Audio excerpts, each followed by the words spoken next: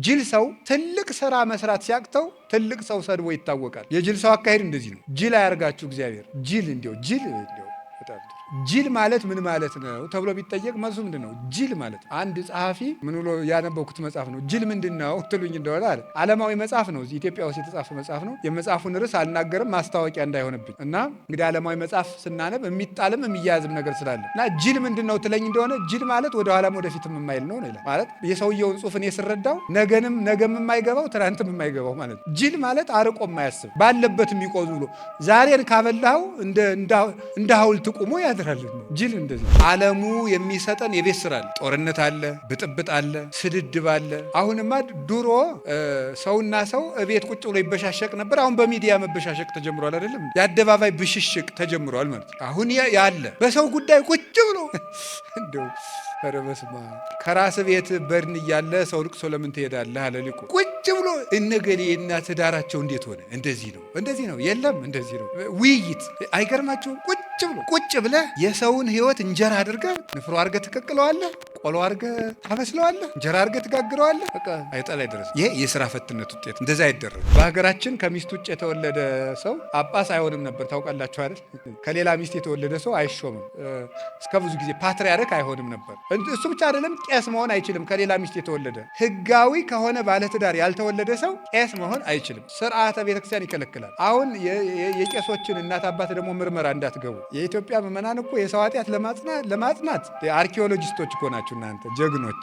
አቅም ሲያቅትህ ወይ ወደ ውሸት ትጠጋለህ ወይ ወደ ፖለቲካ ትጠጋለህ። እንደዚህ በጣም ችግር እኮ ነው። ሄድና በሃይማኖት ሲያቅተው ቤተክርስቲያንን የሚጎዷት ሁልጊዜ ትምህርት አብስለው ያልተማሩ ሰዎች አብስለው ሳይማሩ ቤተክርስቲያንን የሚንድ ሀሳብ ይዘው ይመጡና ተከራክረው ሲረቷቸው ደግሞ ሄደው ከፖለቲካ ይለጥፋሉ። ሄደው እውነተኛ አባቶችን መንግስትን ተሳድበዋል ብለው ደግሞ ይካሰሳሉ። እንደዚህ ያሉ ሰዎች እንዲህ ናቸው። እውነት ለዘላለም ታሸንፋለች።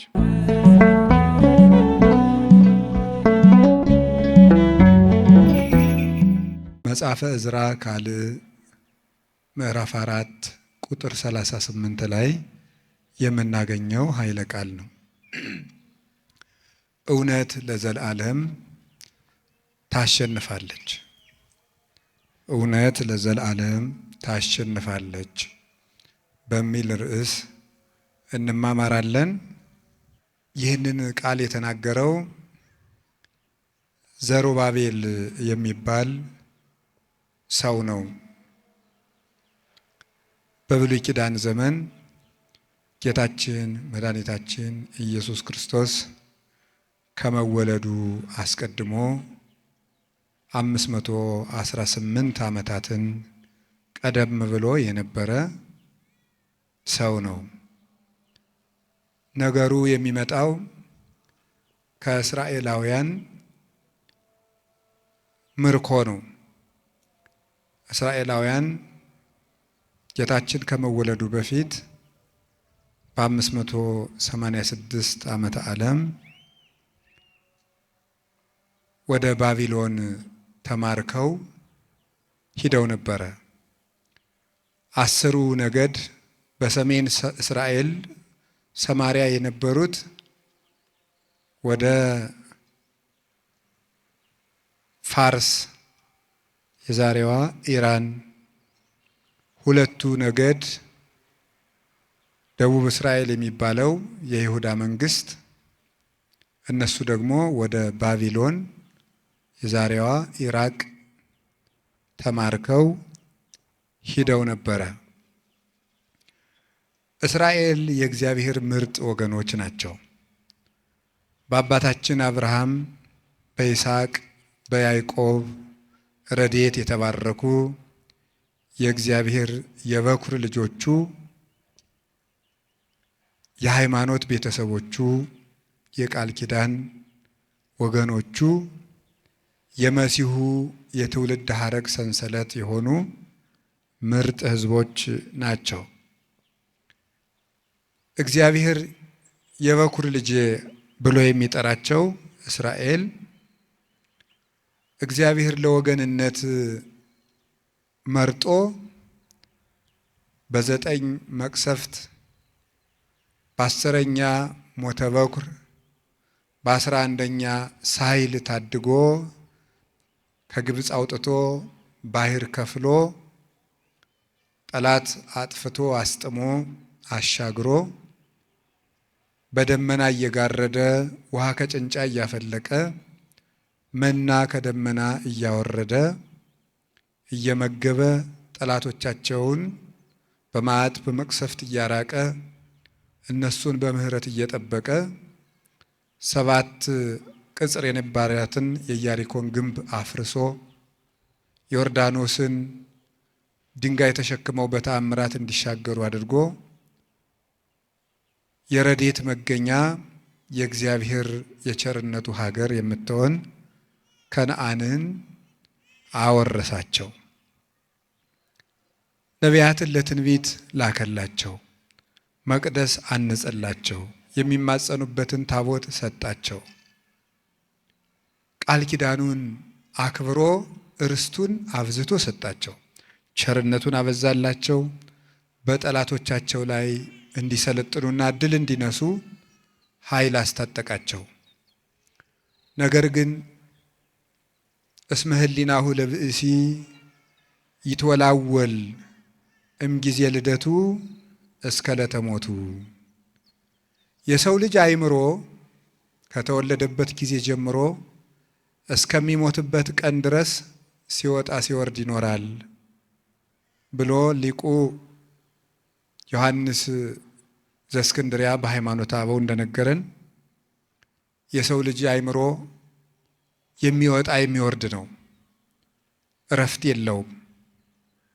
እግረ ብዙ ነው። እየተናገረ በጎኑ ያስባል፣ እያሰበም ይናገራል። አግኝቶ ይሰጋል፣ እየሰጋም ተስፋ ያደርጋል።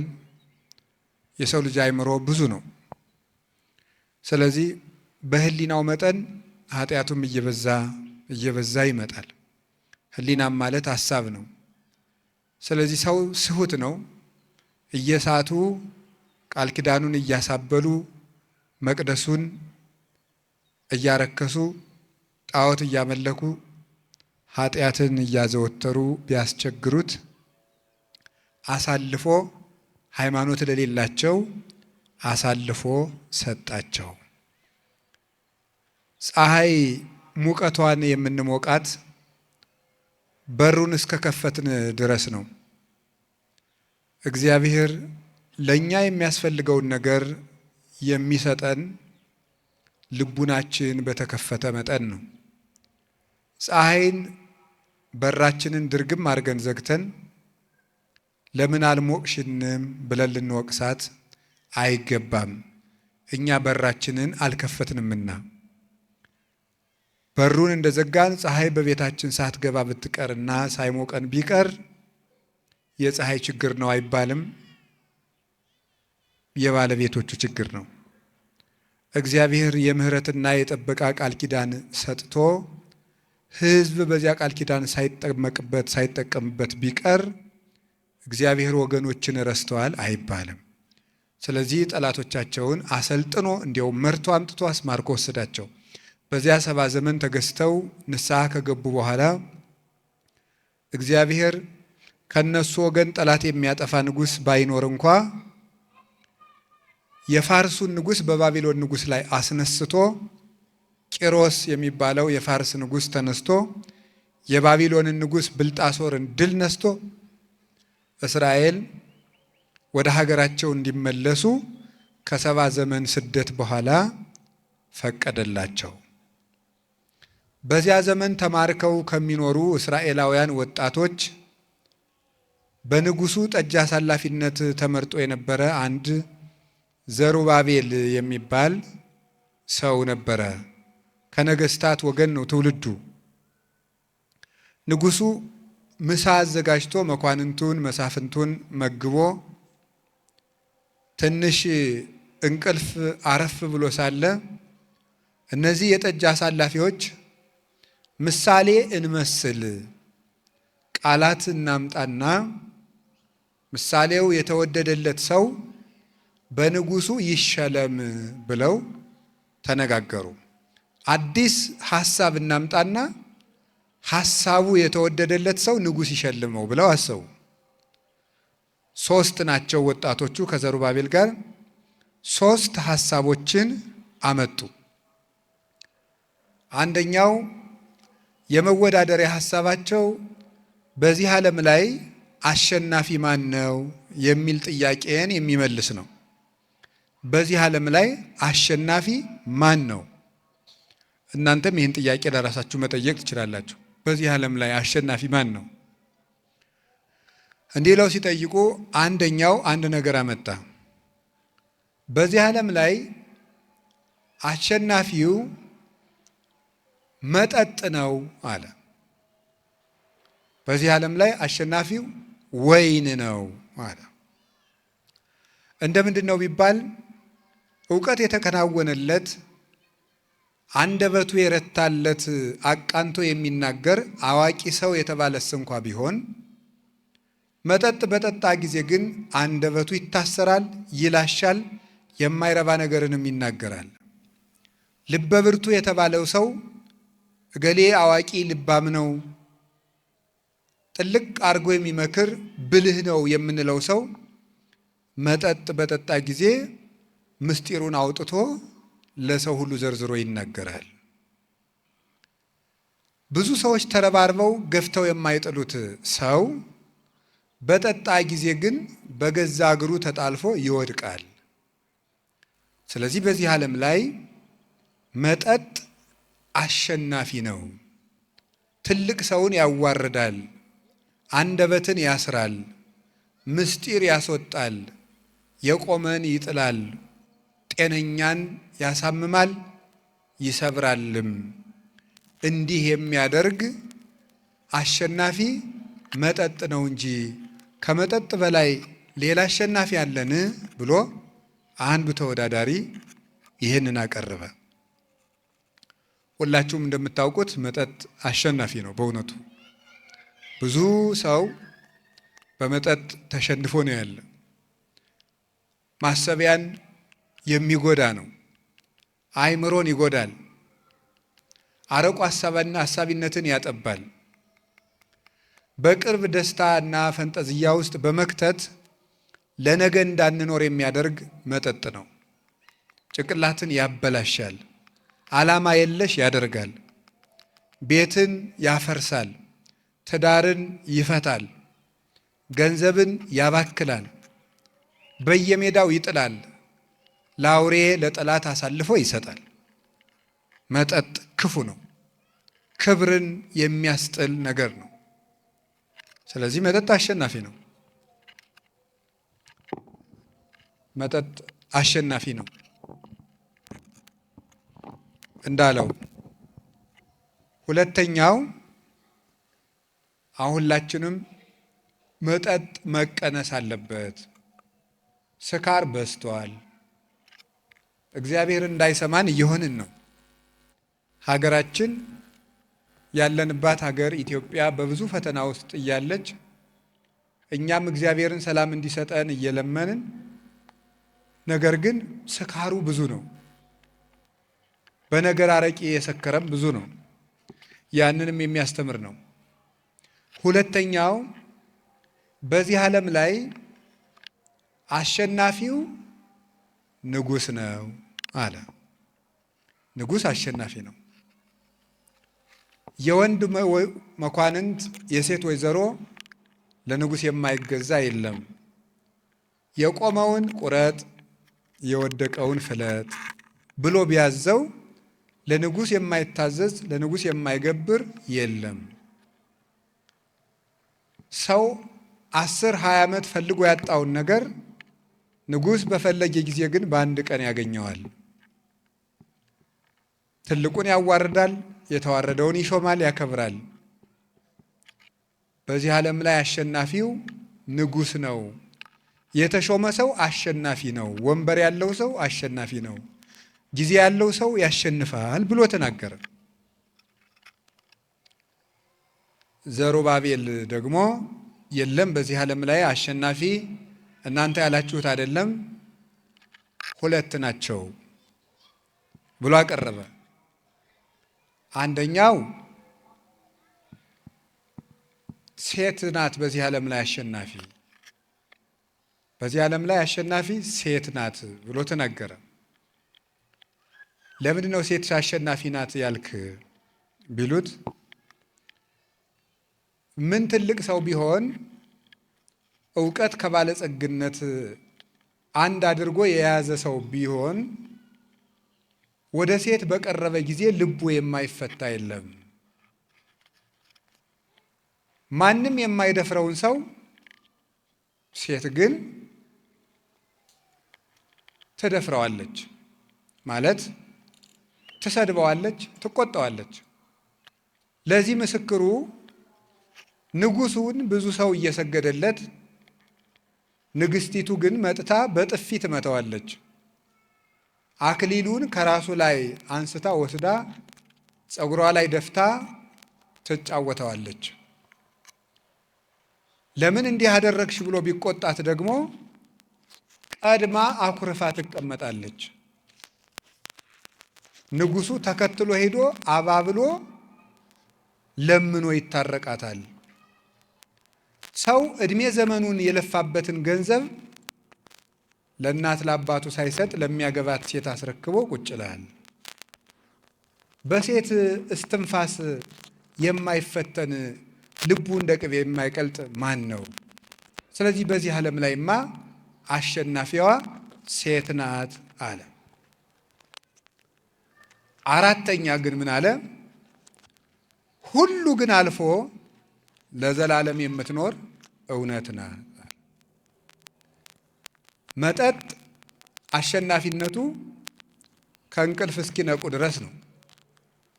ንጉሥ አሸናፊነቱ እስከሚሻር ድረስ ነው። ሴት አሸናፊነቷ ውበቷ እስካለ ድረስ ነው።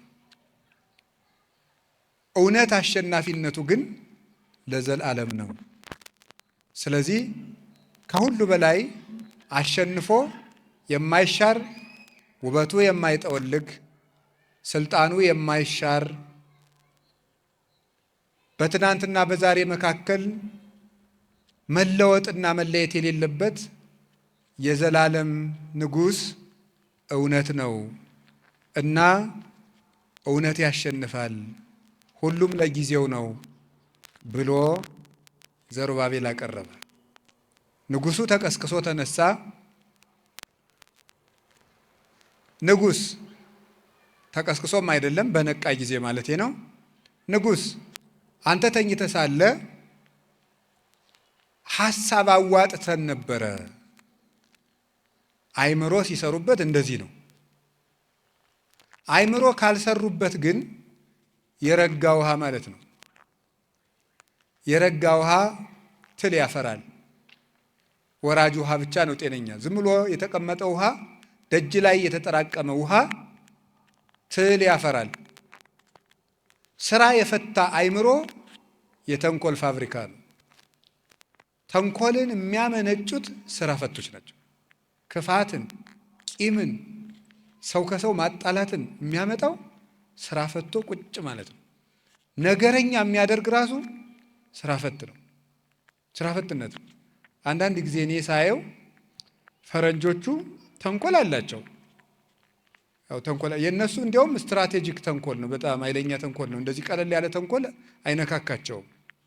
ሀገር አቀፍ ተንኮል፣ ወንዝ ተሻጋሪ ተንኮል፣ ዓለም አህጉር አቀፍ ተንኮል ነው የሚተነኮሉ የነሱ። ኢትዮጵያውያን ግን እንዲሁ በጥቃቅኑ ሁሉ ተንኮለኛ እንዲሁ ባንሆን ጥሩ ነው ብዬ አስባለሁ። ማለት ወግ ሰንጣቂ ሆነናል ልላችሁ ፈልጌ ነው። ነገር ሰንጣቂና ያንዱ ስራ ፈት ስለሆንን ይመስለኛል።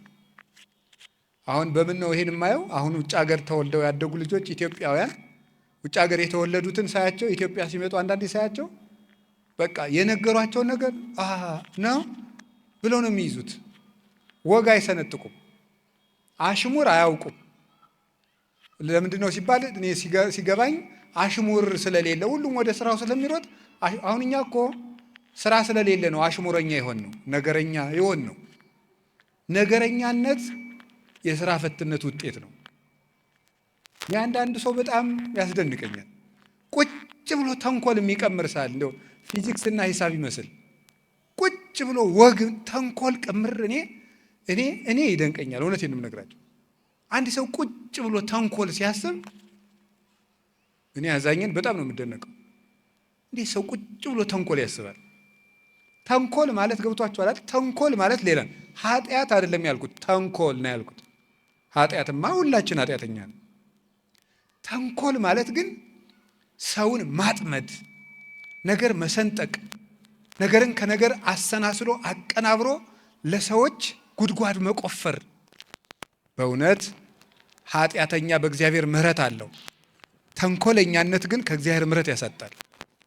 እባብም ከአራዊት ሁሉ ተንኮለኛ ነበር አይደለም የሚለው ኦሪት ዘፍጥረት ስታነብሩ፣ እባብ ከአራዊት ሁሉ ተንኮለኛ ነበር። ተንኮለኛነት ማለት ሰውን አሳስቶ ገደል መክተት።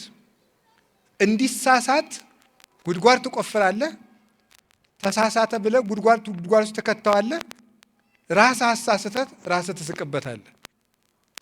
ይሄ ተንኮለኛነት ነው። ጥሩ አይምሮ ግን ቁጭ ስንል ምን ማድረግ ነው ያለብን? ሀሳብ ማዋጣት። እስኪ ሀሳብ እናዋጣ ብለን እኔም አንድ ሀሳብ አንተም አንድ ሀሳብ እስኪ ይህን ነገር እንወያይበት ብሎ ይውላችሁ ቤተ ክርስቲያንንም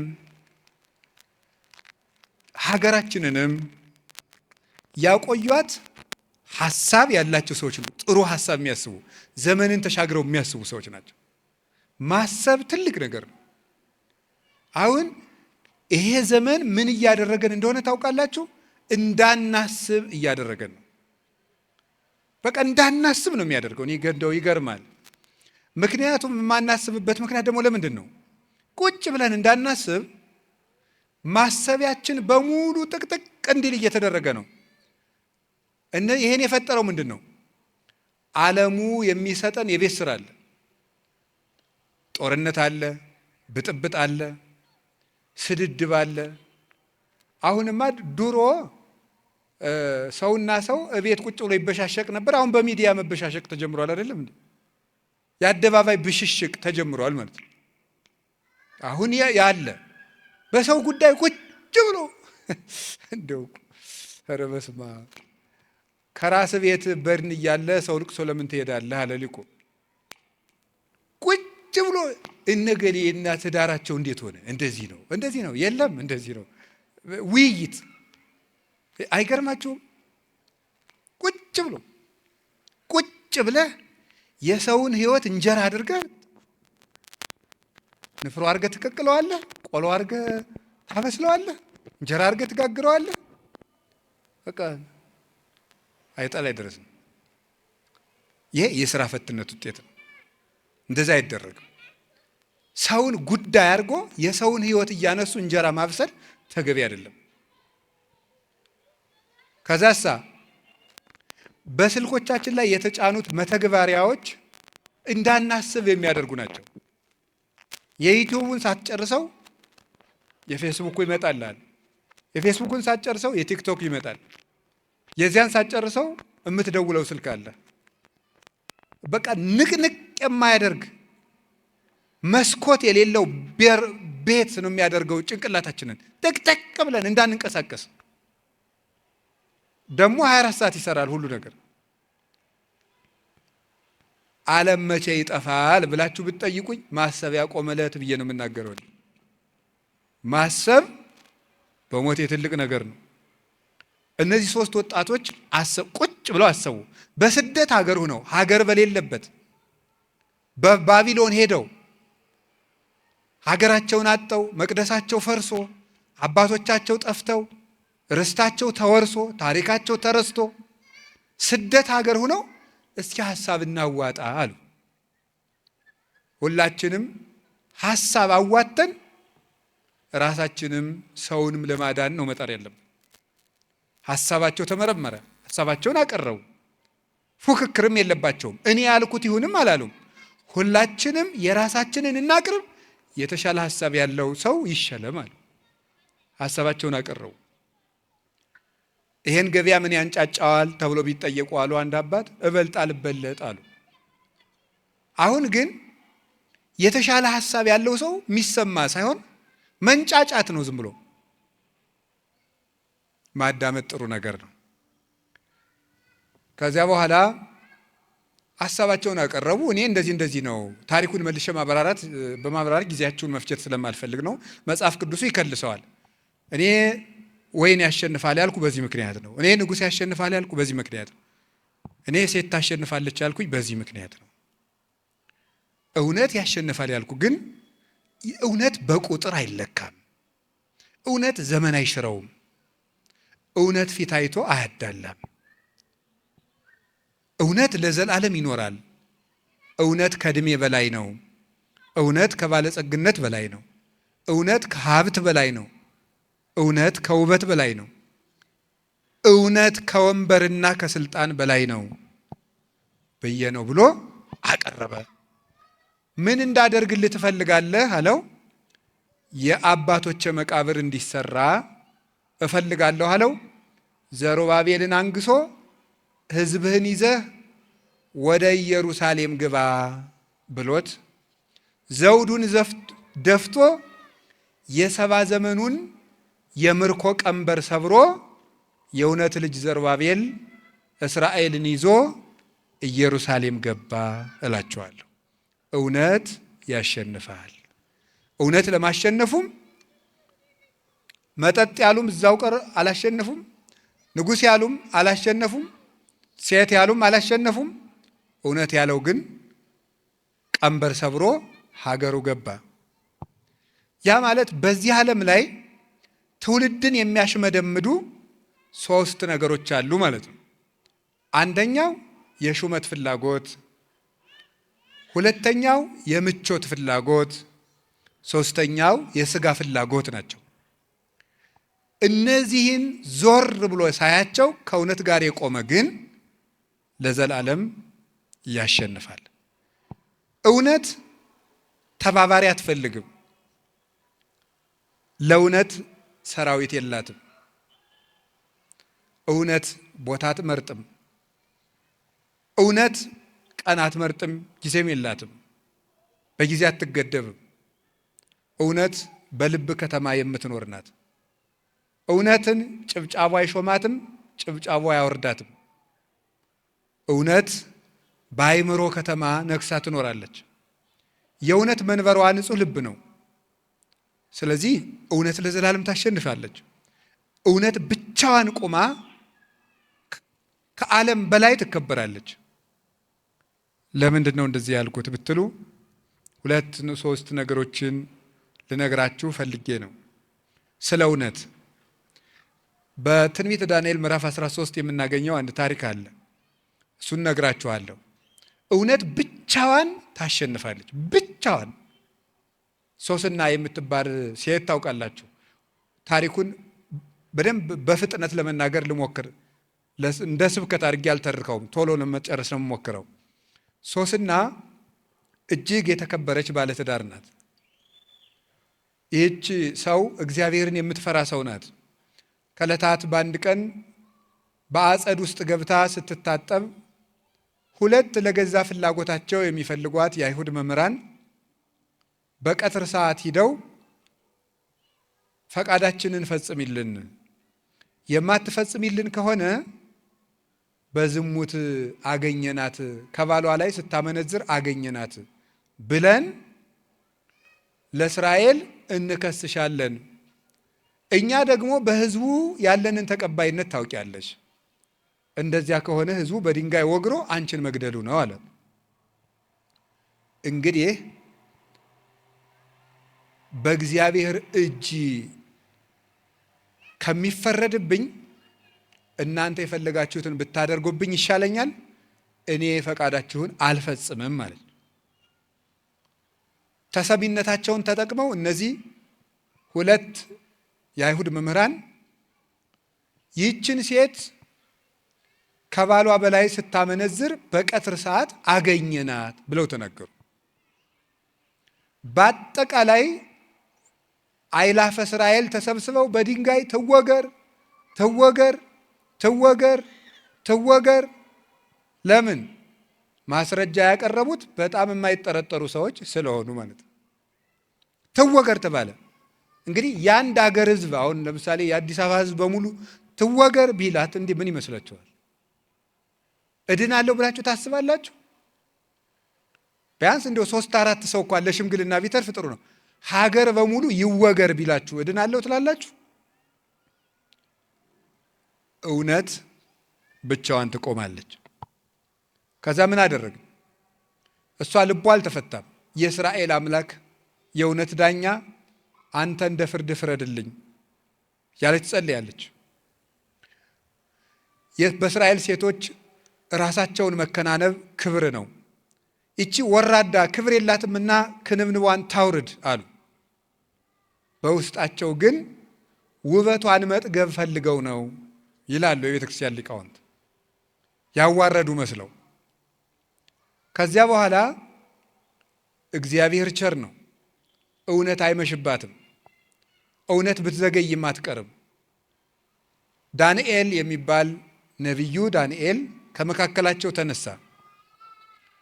እኔ ከዚች ሴት ደም ንጹሕ ነኝ አለ። ና ማእከሌነ እስመ እግዚአብሔር አልሐቀከ፣ እግዚአብሔር አንተን በመካከላችን ታላቅ አድርጎሃልና ና በመካከላችን ፍረድ አሉት። የእውነት ኃይሏ ሺዎች እየጮሁ የአንድ ሰው ጩኸት የ1000 ሰው ጩኸትን ዝም እንዲል አደረጋቸው። ግርም ነው ያለው የሚያደርገው። ቆይ እስኪ እናንተ ውሸታሞች ይችን ሴት ከምን ዛፍ ስር ነው ስታመነዝሯት ብሎ ዛሬ የሕግ ባለሙያዎች መስቀለኛ ጥያቄ እንደሚሉት መስቀለኛ ጥያቄ ጠይቃቸው። ከምን ስር ነው አንተ ያየህ? አንደኛው ለብቻው ነው የጠየቀው፣ ከሾላ ዛፍ ስር። ሌላኛውስ ከወይራ ዛፍ ስር።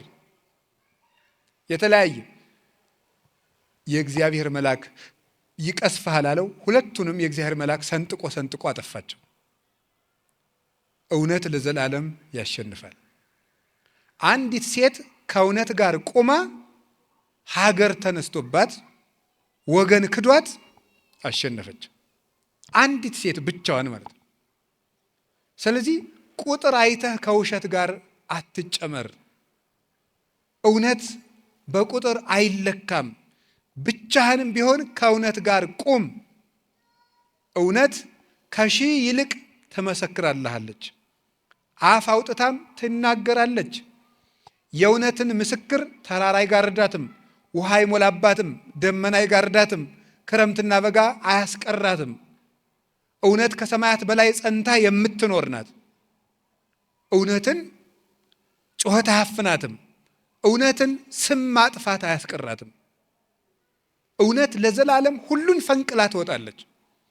በተራራ ላይ የተሰራች ከተማ ልትሰወር ማለት እንዳይቻላት ጌታችን በወንጌሉ እንዳስተማረን በእውነት ላይ የቆመ ሰው ጉድጓድ ውስጥ ቆፍረው ቢቀብሩት እንኳን ይወጣል። እውነት ለዘላለም ያሸንፋል። እውነት ይህንን ርዕስ የመረጥኩበት ለዕለቱ የመረጥኩበት የራሴ ምክንያት አለ። እውነት አሸናፊነቱን የሚገለጥበት ቀን ነው ዛሬ። አሁን ያለንበት ቀን የግንቦት ሥላሴ ይሄንን የሚያስረዳ ነው። ለምንድን ነው ስትሉኝ፣ ዛሬ ቅዱስ አትናቴዎስ ሐዋርያዊ እረፍቱ ነው። ቅዱስ አትናቴዎስ ሐዋርያዊ በ325 ዓመተ ምህረት የመጀመሪያውን የቤተ ክርስቲያን ዓለም አቀፍ ጉባኤ የጸሎተ ሃይማኖት አንቀጽ ያረቀቀ ለ47 ዓመት በፓትርያርክነት ተቀምጦ ለግማሽ ክፍለ ዘመን ያህል የቤተ ክርስቲያንን አደራ የተሸከመ የእውነት ምሰሶ ነበረ ቅዱስ አትናቴዎስ። እሱ ብቻውን ነበር የሚሮጠው፣ ብቻውን። ይገርማችኋል እኮ ቅዱስ አትናቴዎስ የተጠራው ከአረማዊ ቤተሰብ ነው። ክርስቲያን ካልሆኑ ቤተሰቦች ቤተሰቦቹ ክርስቲያን አይደሉም። የክርስቲያንን ልጆች እርስ በርሳቸው ሲጨዋወቱ አንዱ ጳጳስ አንዱ ምእመን እየሆኑ ይጫወታሉ። ያንን ሲጨዋወቱ እሱም ከጨዋታችሁ አስገቡኝ አላቸው። አንተ የክርስቲያን ልጅ አይደለህም፣ እኛ የክርስቲያን ልጅ ሕፃናት ናቸው፣ የክርስቲያን ልጅ ነን፣ እንዴት አንተ ከእኛ ጋር ጨዋታ ትጫወታለህ ይሉታል። በቃ እንደናንተ ክርስቲያን ሆናለሁ፣ ከጨዋታችሁ አስገቡኝ አላቸው። የሕፃናት ጨዋታ ነው። ሲጫወቱ ሕፃናቱ አትናቴዎስን አጥምቀን ክርስቲያን አደረግነው እያሉ አንዱ ሜሮን ሲቀባው፣ አንዱ አጠመኩ ሲለው የጨዋታ ነው ሁሉም ነገር። እንደዚያ ሲሉ በዘመኑ የነበረው የእስክንድርያ ሊቀ ጳጳስ እለእስክንድሮስ ደረሰ። ቆሞ ተመለከታቸው። አባታችን እነዚህን ሕፃናት ምን ቁም ነገር አገኝባቸዋለሁ ብለህ ነው የምትሰማቸው አሉት።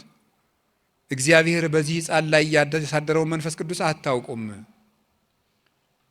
ከኔ ቀጥሎ ፓትርያርክነት የሚሾም ይህ ነው ብሎ ትንቢት ተናግሮ ይዞት ሄደ። በደንብ እያስተማረ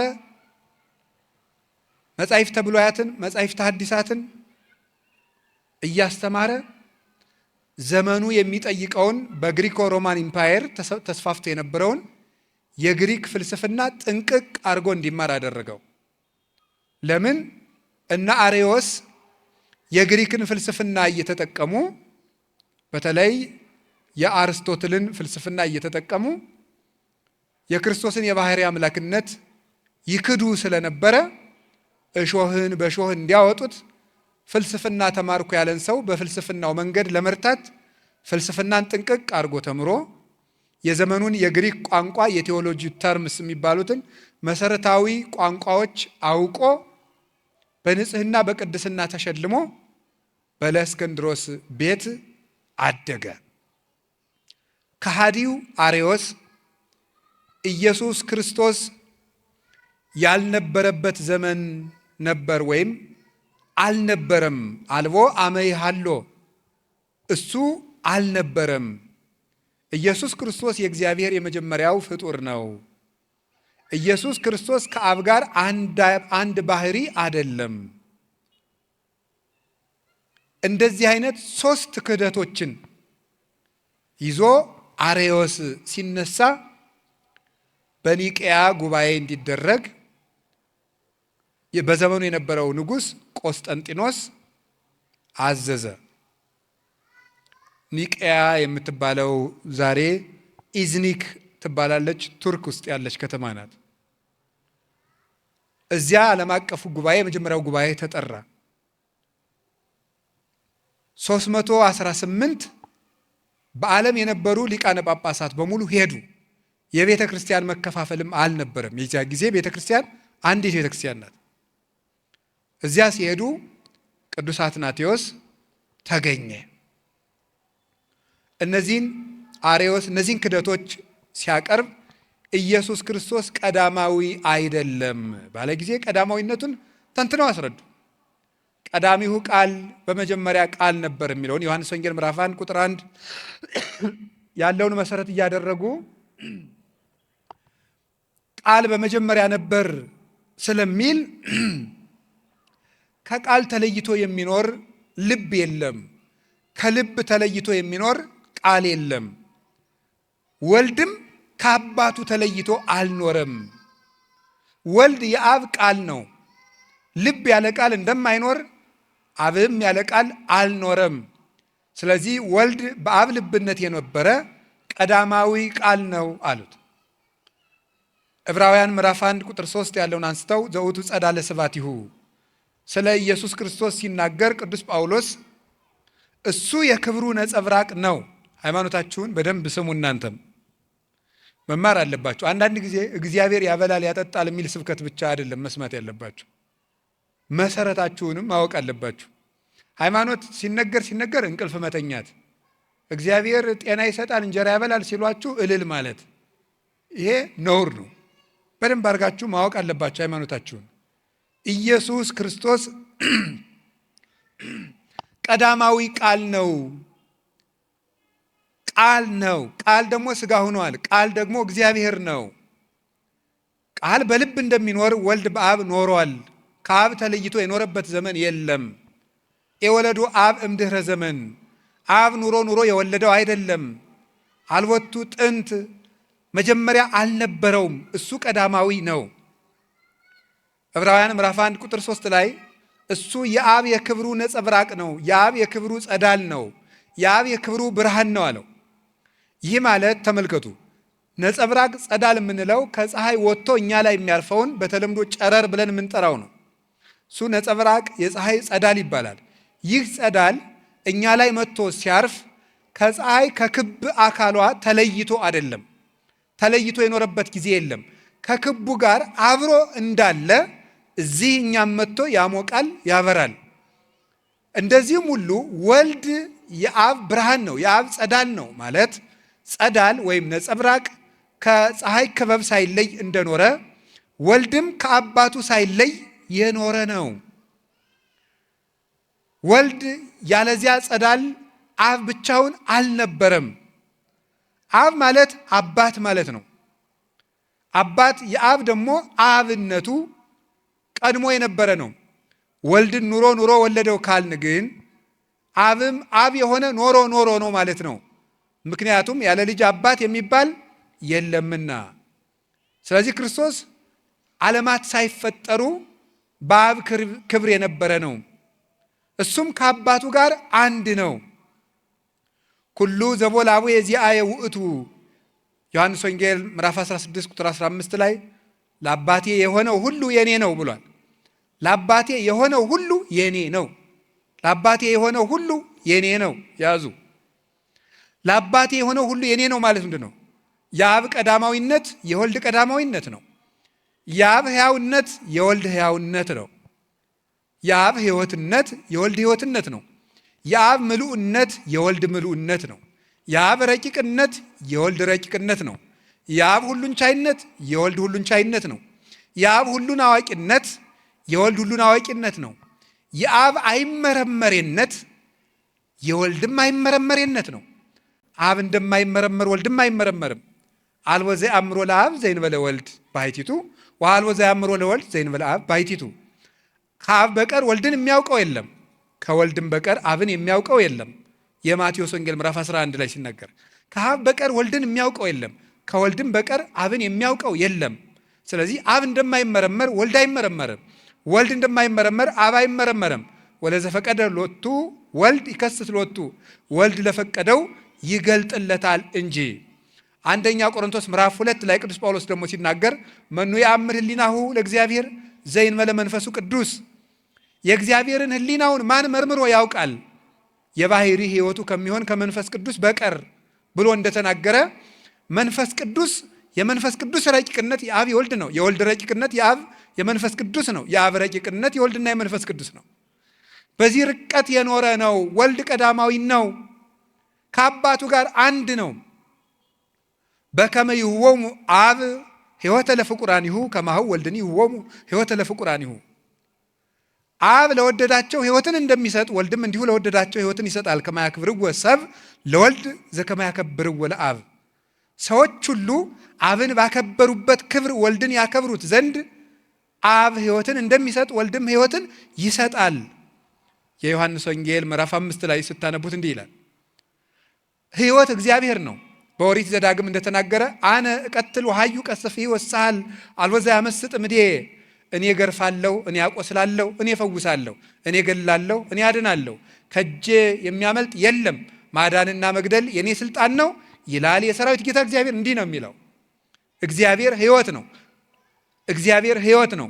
ክርስቶስ ደግሞ የዮሐንስ ወንጌል ምዕራፍ 11 ቁጥር 25 ላይ ምን አለ? አነ ውእቱ ትንሣኤ ወሕይወት፣ እኔ ትንሣኤና ሕይወት ነኝ አለ። እግዚአብሔር ቅዱስ ዳዊት እግዚአብሔር ብርሃኔና መድኃኒቴ ነው አለ። እግዚአብሔር ያበርሊተ ወያድኅነኒ ምንትኑ ያፈራሃኒ አለ። እግዚአብሔር ብርሃኔና መድኃኒቴ ነው። መዝሙር 26 ቁጥር 1 ላይ የዮሐንስ ወንጌል ምዕራፍ 8 ቁጥር 12 ላይ አነ ውእቱ ብርሃኑ ለዓለም ዘይተለወኒ ይርኤያ ለጽልመት አላ ይረክብ ብርሃነ ሕይወት፣ እኔ የዓለሙ ሁሉ ብርሃን ነኝ፣ እኔን የሚከተለኝ ከቶ ጨለማን አያይም ለዘላለም ሕይወትን ያገኛል እንጂ ብሎ ነው የነገረኝ ጌታ። ስለዚህ ክርስቶስ ከአባቱ ጋር አንድ ነው። አባ ሰባሃኒ በስብሐቲከ ዘሃሎ ምስሌከ እምቅድመ ይትፈጠር ዓለም። አባት ወይ ካንተ ጋር ዓለም ሳይፈጠር በነበረኝ ክብር ግለጠኝ፣ የኔን ክብር ግለጥ አለ። ወዝንቱ ውእቱ ሕይወት ዘላለም ከማይምሩከ ለከ ለአምላከ ጽድቅ ባሕቲትከ ወለዘፈነውኮ ኢየሱስ ክርስቶስ ወልድከ የዮሐንስ ወንጌል ምዕራፍ 17 ላይ ሲናገር አባቴ ሆይ የዘላለም ሕይወት ይህች ናት፣ የዘላለም ሕይወት ይህች ናት፣ ብቻህን አምላክ የምትሆን አንተን ያውቁ ዘንድ የላከው ልጅህን ኢየሱስ ክርስቶስን የሚያውቁ ዘንድ ነው። እንግዲህ የዘላለም ሕይወት አብን በማወቅና ወልድን በማወቅ የሚገኝ ከሆነ የዘላለም ሕይወት በአንድ አምላክ ይሰጣል እንጂ በዋና አምላክና በተከታይ አምላክ የሚሰጥ አይደለም። አምላክም አንድ ነው፣ ሕይወት ሰጭም አንድ ነው። እንደዚያ ከሆነ አብን ማወቅ ሕይወት ከሆነ ወልድንም ማወቅ ሕይወት ከሆነ ሕይወት ደግሞ ለዓለም ያለው አንድ ነውና አንድ ሕይወት አለውና ለዓለም ያ አንድ ሕይወት እሱ ከአባቱ ከመንፈስ ቅዱስ ጋር ሩይ በመለኮቱ የሚሆን አንድ የባህሪ ጌታ ኢየሱስ ክርስቶስ ነው። አንደኛ ዮሐንስ ምዕራፍ 5 ቁጥር 20 ላይ እንዲህ ይላል ቅዱስ ዮሐንስ በመልእክቱ ሲናገር ንነሰ ነአምን ከመ መጽአ ወልደ እግዚአብሔር ወሀበነ ልበ ከመ ናእምሮ ለእግዚአብሔር በጽድቅ። እኛ ግን የእግዚአብሔር ልጅ እንደመጣ እግዚአብሔርንም እናውቅ ዘንድ ልቡናን እንደሰጠን እናውቃለን። ወሀለውነ በአሚን በወልደ እግዚአብሔር ዘውእቱ ዘበአማን እግዚአብሔር። አንድያ ልጅ በሚሆን በእግዚአብሔር ልጅ በኢየሱስ ክርስቶስ በማመን ጸንተን ይሄው እንኖራለን። እሱም ለዘላለሙ እውነተኛ አምላክ ነው ይላል። ስለዚህ ኢየሱስ ክርስቶስ ከአባቱ ጋር አንድ ነው። እኔና አብ አንድ ነን። ዘሬ ኪያየ ርዮ ለአቡየ፣ አባቴን ያየ እኔን አየ። አብን ማየት እንዴት ወልድን ማየት ከሆነ ወልድን ማየት አብን ማየት ከሆነ አብ ከወልድ ልዩ ነውን? አይደለም። አብ ከወልድ አንድ ነው፣ ከመንፈስ ቅዱስም አንድ ነው። በስላሴያቸው ንነሰ ኢንበውእ ውስተ ከፊለ መንግስት፣ እኛ የስላሴን መንግስት ወደ መክፈል አንገባም፣ ስላሴን በአንዲት መንግስት እናውቃቸዋለን። በትንቢተ ኢሳይያስ ምዕራፍ 6 ቁጥር 3 ላይ እንደተነገረ ቅዱስ ቅዱስ ቅዱስ እግዚአብሔር ጸባዖት ፍጹም ሙሉ ሰማያት ወምድረ ቅዱሳት ስብሐቲከ ተብሎ እንደተጻፈው ቅዱስ ስለ አብ፣ ቅዱስ ስለ ወልድ፣ ቅዱስ ስለ መንፈስ ቅዱስ እግዚአብሔር ጸባዖት ስለ አንድ ጌትነታቸው ተብሎ የተነገረ ነው። እንዲህ አድርገው አርዮስን ተከራክረው ረድተዋል። ወልድ ቀዳማዊ ነው። ወልድ ከአባቱ ጋር አንድ ነው። ወልድ ፍጡር አይደለም፣ ዓለማትን የፈጠረ ነው። ወቦቱ ኩሉ ኮነ ወዘእንበሌሁሰ አልቦ ዘኮነ ወይምንትኒም ዘኮነ ወዘሂ ኮነ በእንቲአሁ ቦቱ ሕይወት ውእቱ። በእርሱ ሁሉ ሆነ፣ ያለ እርሱ ምንም የሆነ የለም። የተፈጠረው ሁሉ በእሱ ፈቃድ የተፈጠረ ነው። በእሱ የተፈጠረው ፍጥረት ሁሉ ሕይወት ነው። እሱ እውነተኛ ብርሃን ነው ተብሎ ዮሐንስ እንደነገረን፣ ስለዚህ የፍጥረታት ሕይወት ነው ክርስቶስ። ቅዱስ አትናቴዎስ ስለዚህ ጉዳይ ሲናገር ለአርዮስ መልስ በሰጠው ጊዜ እንግዲህ ክርስቶስ ከፍጡራን እንዳንዱ ከሆነ የጠፋውን ልፈልግ መጣሁ እንደምን ይላል ይላል። በማቴዎስ ወንጌል ምዕራፍ 18 ላይ እስመ መጽአ ወልደ እጓለ እመሕያው ከመ ይሕስስ ወያድኅን ዘተሃጉለ፣ የእግዚአብሔር ልጅ የሰው ልጅ ኢየሱስ ክርስቶስ የጠፋውን ሊፈልግና ሊያድን መጥቷልና ይላል።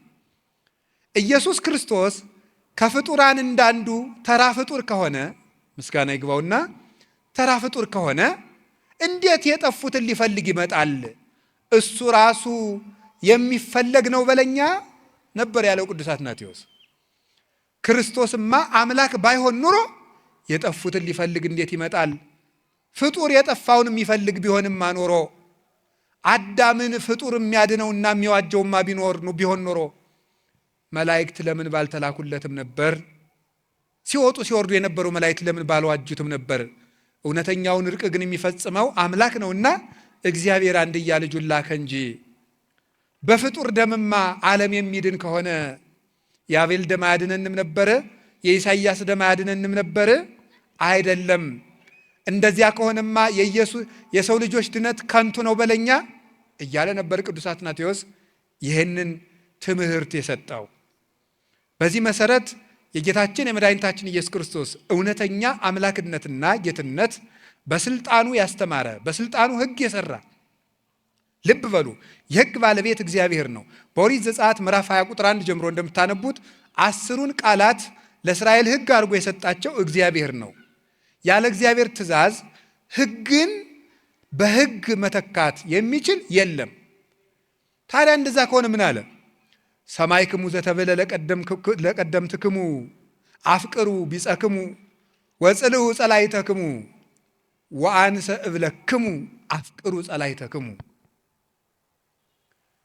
ለቀደሙት ሰዎች ወዳጆቻችሁን ውደዱ፣ ጠላቶቻችሁን ጥሉ እንደተባለ ሰምታችኋል። እኔ ግን እላችኋለሁ ጠላቶቻችሁን ውደዱ። ኩኑ እንከ መሐርያነ ከመ ትኩኑ ውሉዶ ለአቡክሙ ዘበሰማያት። ለሰማይ አባታችሁ ልጆቹ ተሆኑ ዘንድ ሩሩዎች ሁኑ። እስመ አቡክሙ ሰማያዊ ያጸርቅ ፀሐይ ላይ ለጻድቃን ወኃጥአን። የሰማይ አባታችሁ ለጻድቃንም ለኃጥአንም ፀሐይን ያወጣል፣ ያዘንም ዝናመ ላይ ለሄራን ወኩያን። ለክፎችም ለደጎችም ዝናምን ያዘንማል። እኔ ግን እላችኋለሁ ወዳጆቻችሁንማ ብቻ ብትወዱ ከአሕዛብ ብልጫችሁ ምንድን ነው? ቀራጮችስ ይህንን ያደርጉት የለምን? እያለ ሕግን የሰራ ተራራው ላይ ቀድሞ በሙሴ ዘመን ሕግን እንደሰጠ ትናንት በተራራ ላይ ሕግን የሰጠዋችሁ እኔው ነኝ ሥጋ ለብሼ የመጣሁ ሲል ወደ ተራራ ወጥቶ ከፍ ባለ ቦታ ላይ ቆሞ እኔ ግን እላችኋለሁ እያለ እንደ ጌትነቱ ሕግን ሰራ። ስለዚህ ምን አለ? እንዲህ ይላል፣ እስመ ከመ መኮንን ይሜሮሙ ወአኮ ከመ ጸሐፍቶሙ። ሲያስተምራቸውም እንደ ጌትነቱ እንደ ባለስልጣን ያስተምራቸው ነበር እንጂ እንደ ጸሐፍት እንደ ፈሪሳውያን አላስተማረም። እንደ ኢሳይያስ ከመዝ ይቤ እግዚአብሔር ጸባዖት፣ አሸናፊ እግዚአብሔር እንዲህ ይላል እያለ አላስተማረም። እንደ ዘካርያስ ከመዝ ይቤ እግዚአብሔር ዘኩሎ ይመልክ፣ ሁሉን የሚገዛ እግዚአብሔር እንዲህ ብለዋል ብሎ አላስተማረም። እንደ ሕዝቅኤል ከመዝ ይቤ እግዚአብሔር አዶናይ፣ ሁሉን ቻይ እግዚአብሔር እንዲህ ብለዋል ብሎ አላስተማረም። እንደ ሙሴ ከመዝ ይቤ ለክሙ እግዚአብሔር ደቂቀ እስራኤል፣ የእስራኤል ልጆች ሆይ እግዚአብሔር እንዲህ ብሏችኋል ብሎ አላስተማረም። እሱ ያስተማረ ግን እኔ እላችኋለሁ እያለን ያስተማረ። እውነት እውነት እላችኋለሁ አለ። እስመ ሐጋጌ ብሉይ ወሐዲስ ውእቱ ኢየሱስ ክርስቶስ። የብሉያትና የሐዲሳት ጌታ ኢየሱስ ክርስቶስ ነው። የነቢያትና የሐዋርያት የማዕዘናቸው ራስ ኢየሱስ ክርስቶስ ነው። የእምነታችን ራስና አበጋዝ፣ የሕይወታችን ራስ፣ የትንሣያችን በኩር፣ የጨለማው ገዢ የተቀጠቀጠበት እውነተኛው ፀሐይ ጽድቅና ብርሃናችን፣ የነፍሳትን ጥም የቆረጠ የሕይወት ውሃ እሱ ኢየሱስ ክርስቶስ ነው። ስለዚህ ቅዱስ አትናቴዎስ ይህንን አስተማረ፣ ገለጠ። ጸሎተ ሃይማኖት የሚባለው ጸሎት አርቅቆ ያቀረበው ቅዱስ አትናቴዎስ ነው። ዛሬ ግንቦት 7 ሥላሴ የቅዱስ አትናቴዎስ ዕረፍት ነው። በጣም በትልቅ ቀን የተሰበሰብ ነው። የተወደዳችሁ ምእመናን፣ ሃይማኖታችን የተመሰከረበት ቀን ነው። ይሄ ቀን እግዚአብሔር በዚህ ቀን ስለሰበሰበም እናመሰግነዋለን። በኋላ ሁላችንም ቀጥ ብለን ቁመን ይህንን ጸሎት እንጸልያለን።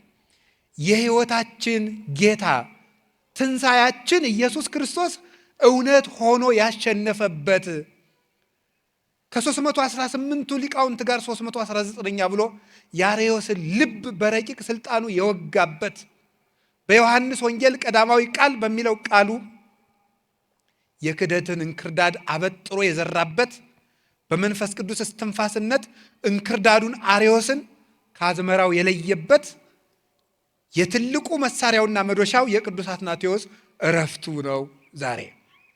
ስለዚህ ቅዱስ አትናቴዎስ ይሄን እውነት ገለጠ። አርዮስ ተወገዘ።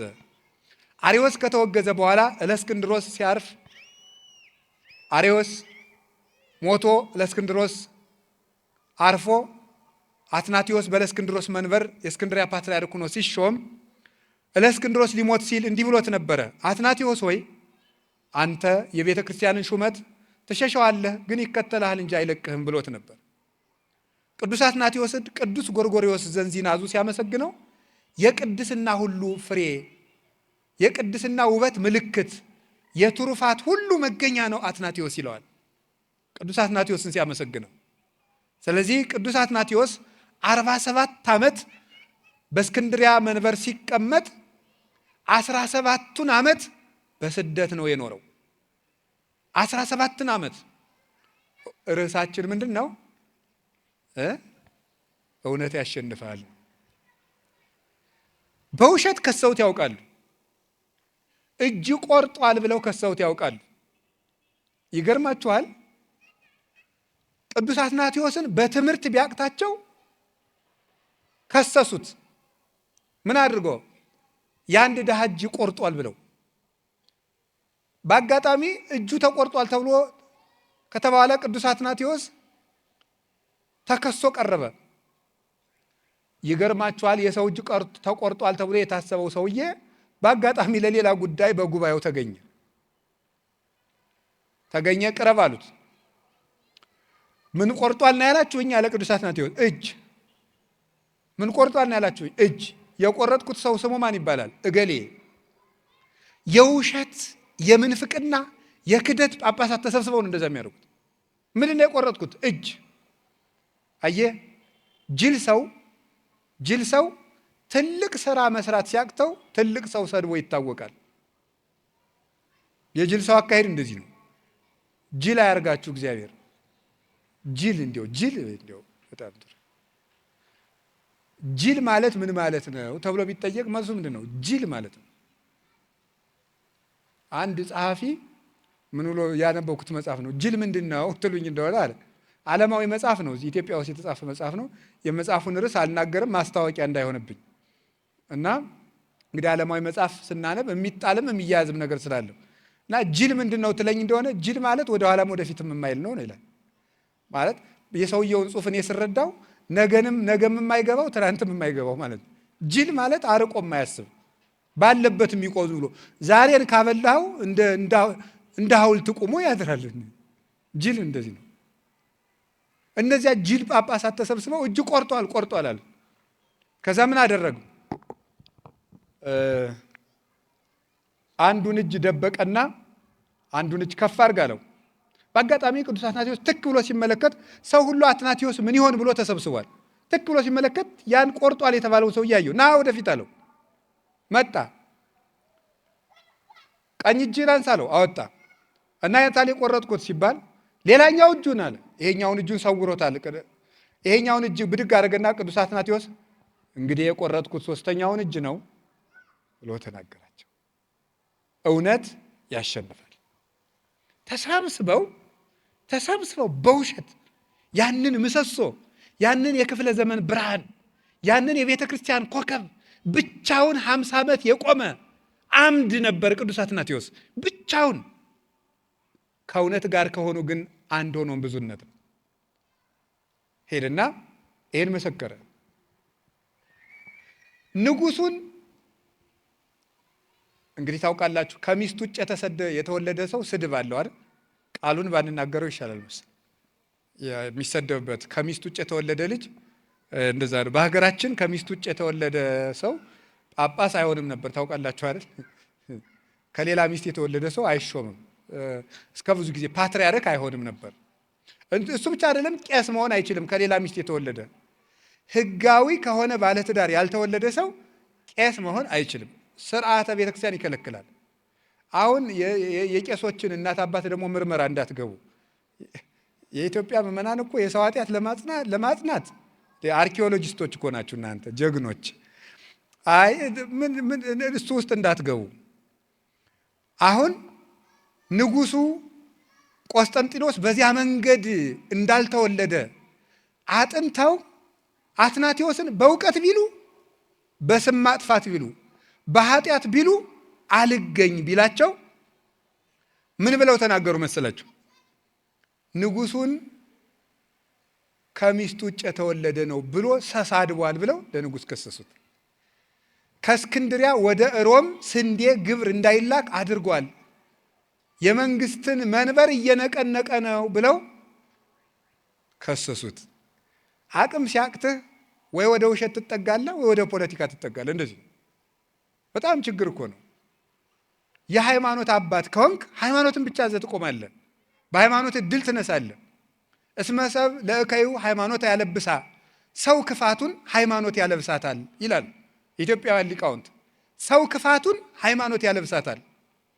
ሄድና በሃይማኖት ሲያቅተው ቤተ ክርስቲያንን የሚጎዷት ሁልጊዜ ትምህርት አብስለው ያልተማሩ ሰዎች፣ አብስለው ሳይማሩ ቤተ ክርስቲያንን የሚንድ ሀሳብ ይዘው ይመጡና ተከራክረው ሲረቷቸው ደግሞ ሄደው ከፖለቲካ ይለጥፋሉ።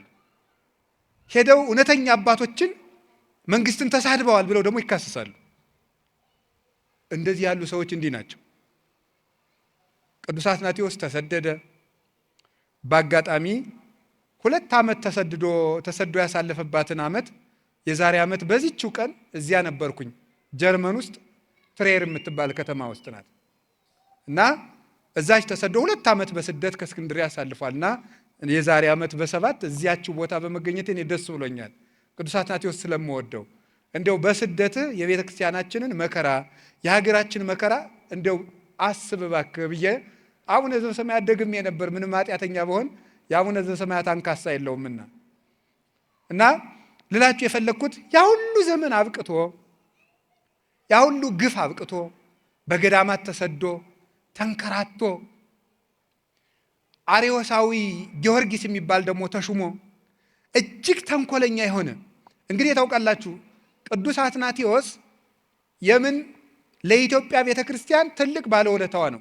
የኢትዮጵያውያን የመጀመሪያውን ጳጳስ አቡነ ሰላማ ከሳቴ ብርሃንን የሾመልን ቅዱስ አትናቴዎስ ነው። ታውቃላችሁ ቅዱስ አትናቴዎስ ነው የኢትዮጵያውን የመጀመሪያውን ጳጳስ ሾሞ የሰደደልን አቡነ ሰላማ ከሳቴ ብርሃን። አቡነ ሰላማ ከሳቴ ብርሃን ተሾመው ኢትዮጵያ ከመጡ በኋላ ቅዱስ አትናቴዎስ በነገረ ሰሪዎች ምክንያት ለንጉሱ በተሰራ ነገር ስራ ያለበደሉ ተሰዶ በግዞት በሄደበት ወቅት አርዮሳዊ ጊዮርጊስ የሚባል ጳጳስ ተሾሞ ነበረ። ምዕመናን ያንን አንቀበልም ብለው ብዙ ግፍ ተቀብለዋል። ተደብድበዋል፣ ታስረዋል። ከሚያስቀድሱበት እየተሸከሙ እያወጡ ወርውረዋቸዋል። በእሳት አቃጥለዋቸዋል። ብዙ ስቃይ አድርሰውባቸዋል። ይገርማቸዋል ግን የኛ አባት ስደተኛው አትናቴዎስ ነው እያሉ ቆዩ። የትንሣኤ ዕለት ታስሮና ተሰዶ ባለበት የሚልክላቸውን ደብዳቤ እያነበቡ ምዕመናን ቤተክርስቲያናቸውን ጠበቁ። አክሱም የነበሩት የሀገራችን ነገስታት አብርሃና ወአጽብሃ እነዚያ ነገስታት በዘመኑ የነበረው ንጉስ በተለይ ቆስጠንጢኖስ ካረፈ በኋላ የሮማ ንጉስ ወይም የባዛንታይን መንግስት የሚባለው ከሁለት ተከፍሎ ምስራቅ ሮማ እና ምዕራብ ሮማ ተብሎ ተከፍሎ ነበርና አንደኛው ገዢ ቅዱስ አትናቴዎስ በጣም የሚጠላ ነበር። አንደኛው ቁንስጣዲዮስ የሚባለው የቆስጠንጢኖስ ልጅ እሱ ለአብርሃና ወአጽብሃ ለኢትዮጵያ ነገስታት ሰላማ ከሳቴ ብርሃን የምትሉት ውሸት ነው፣ እውነተኛውን ሃይማኖት የያዘው ጊዮርጊስ ነው። ስለዚህ አትናቴዎስ ውሸታም ነው። አትናቴዎስ ስለሾመው የእናንተ ጳጳስም ትክክል አይደለም፣ ስለዚህ ሌላ ጳጳስ ተቀበሉ ብሎ ደብዳቤ ቢጽፍላቸው እኛ በሐዋርያት ሰንሰለት የወረደውን እውነተኛውን የክህነት ቅብብሎች አግኝተናል፣ ሃይማኖታችንም እንደ አትናቴዎስ ነው ብለው የሀገራችን ነገስታት ከስደተኛው አትናቴዎስ ጋር በመቆም ኢትዮጵያውያን ከእውነት ጋር የመቆም ታሪክ ያለን ሰዎች ነን። ቅዱስ አትናቴዎስ ሲመለስ ቤተ ክርስቲያን ከቅዱስ አትናቴዎስ መንበር ጋር ቀጠለች እና መጨረሻ ላይ ቅዱስ አትናቴዎስ ይሄ ሁሉ ስደቱ አብቅቶ ረፍት አድርጎ ቤተ ክርስቲያንን አገልግሎ በእውነት ቃል እነዚያ ሁሉ ጠላቶቹ ጠፍተው እንግዲህ አርዮስም እንደተባለው ሽንት ቤት እወጣለሁ ሲል ሆዱ ተዘርግፎ በዚያው ተጎልጉሎ ነው የሞተ በታሪክ እንደተጻፈ። አንድ አርዮሳዊ ባለጸጋ ግን እንደው የህዝብ ሽንት ቤት አድርጎ ሰርቶበታል ይባላል። የአርዮስ አንጀት የተዘረገፈበትን ያው እንግዲህ ጅል ሰው የህዝብ ሽንት ቤት ይሆናል ማለት ነው። እዛ ሁሉ የህዝብ መጸዳጃ ሆኖ ቀረ አርዮስ። ፖለቲካ ተጠግቶ ቤተክርስቲያንን ሲበድል የነበረው አርዮስ እንዲያ ሆነ። ሀገር ቤተክርስቲያን ለሀገር ትጸለያለች፣ ቤተክርስቲያን ለመንግስት ትጸለያለች።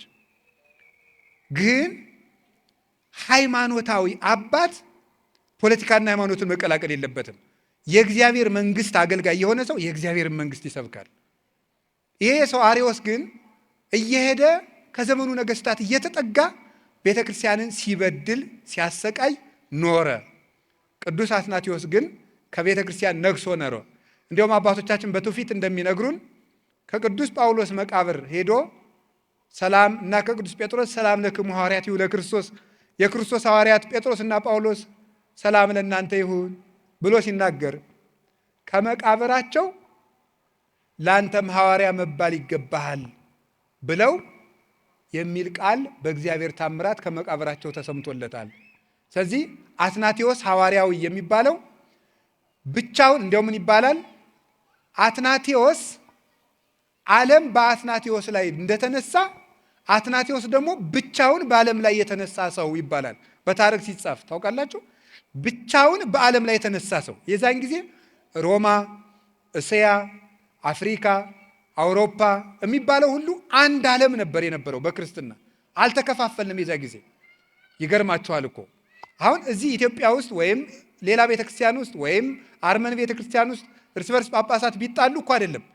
በዓለም ያሉ ጳጳሳት ከጥቂቶቹ በስተቀር በአትናቴዎስ ላይ ተነስተውበት፣ ቤተ መንግስቱ በአትናቴዎስ ላይ ተነስቶበት፣ ብቻውን አትናቴዎስ ግን በእነሱ ላይ ቁሞ ያሸነፈ የእውነት ምሰሶ ነበረ እና እንዲሁም ተሰብስበው ሰዎች ኧረ እባክህ ዓለሙ ሁሉ እኮ ተነሳብህ ብለው ቢጠይቁት ግድ የለም በኢየሱስ ክርስቶስ ስም እኔም በዓለሙ ተነስቼበታለሁ ብሎ ነበረ። ብቻውን በዓለም ላይ የቆመ ብርሃን ቅዱስ አትናቴዎስ ነው። የአርዮስ ስም አጠራሩ ጠፍቶ አሰረ ፍኖቱ ሁሉ ተደምስሶ የእሱ መንበር የለውም። የቅዱስ አትናቴዎስ እናቱ ቤተ ክርስቲያን ግን እስከ ዛሬ ድረስ ፍሬ እያፈራች አለች። እውነት ለዘላለም ታሸንፋለች። የቅዱስ አትናቴዎስ አምላክ በሃይማኖት ያጽናን። ይሄን ጸሎት ሃይማኖት ያረቀቀው እሱ ነው። አባ ጳውሊ የተባሉ አባት በራእይ እንዳዩት ሰይጣን እንደ ጸሎት ሃይማኖት አድርጎ የሚጠላው ጸሎት የለም፣ ሰማዕታት ደም ያፈሰሱለት እውነት ነውና ይላሉና ጸሎት ሃይማኖት የሚለውን መንገድ ላይ ሆናችሁ፣ መቃብር ላይ ሆናችሁ፣ ውስጥ ሆናችሁ፣ የትም ሆናችሁ ቢሆን ጸልዩ። የአትናቴዎስ አምላክ ይደርስላችኋል። የቅዱስ አትናቴዎስ አምላክ በፍጹም ሰላሙ ለሁላችንም ይድረስልን። ከእውነት ጋር ያቁመን እግዚአብሔር። ወስብሐት ለእግዚአብሔር።